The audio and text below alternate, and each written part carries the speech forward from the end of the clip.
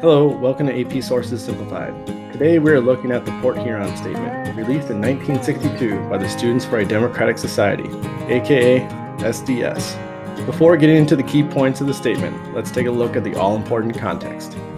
The previous decade, the 1950s, is described as an era of conformity. During this time, the Cold War was going on between the Communist Soviet Union and the democratic and capitalistic United States. In relation to the Cold War, the Second Red Scare was going on domestically, especially in the early part of the decade, when the House Un-American Activities Committee was in action, and Senator Joseph McCarthy was on a witch hunt for communists in Hollywood, the State Department, and military. Suburbs were springing up across the nation, which also reinforced conformity, as these were largely white and middle class, and the media reinforced the nuclear family idea of the wife as the homemaker, dutiful and obeying children, and the husband as a breadwinner for the family. Radicals in this time period, including the beat writers, rock and roll musicians, and those on the far left of the political spectrum, all of whom were ostracized by society for not fitting in. Also during this time period, the civil rights movement to end segregation and bring about equal rights was occurring. This movement inspired many other movements, including the women's rights, American Indian rights, migrant worker rights, the movement that we are going to look at today, the Students for a Democratic Society, which intertwined itself with all the other movements, and later the anti-war movement. So who made up the SDS? University students, some of whom felt discomfort with the U.S. domestic values like conformity and Cold War events. This group wanted to separate itself from mainstream political parties.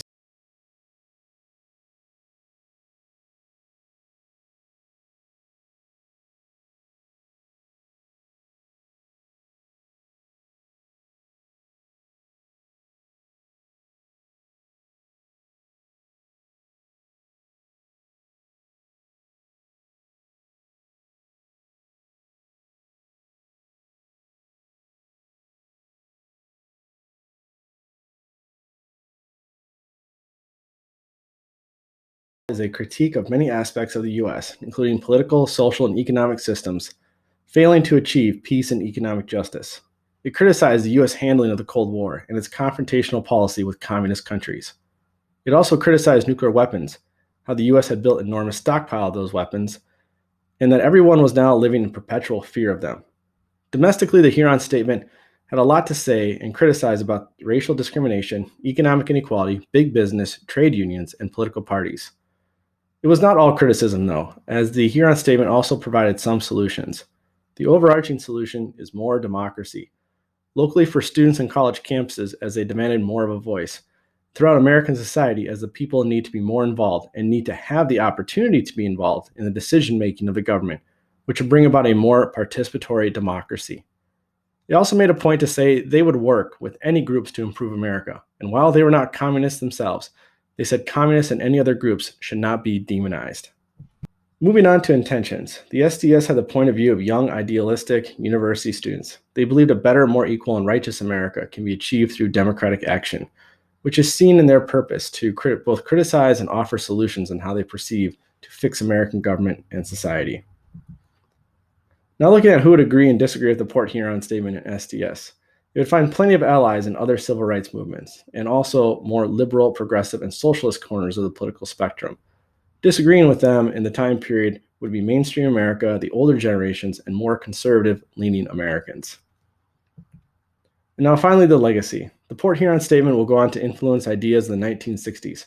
One of the biggest ideas that leads to government action is President Lyndon Johnson's Great Society, which has a myriad of government programs to tackle poverty and inequality. The document does inspire some reforms at universities that give students more voice in campuses.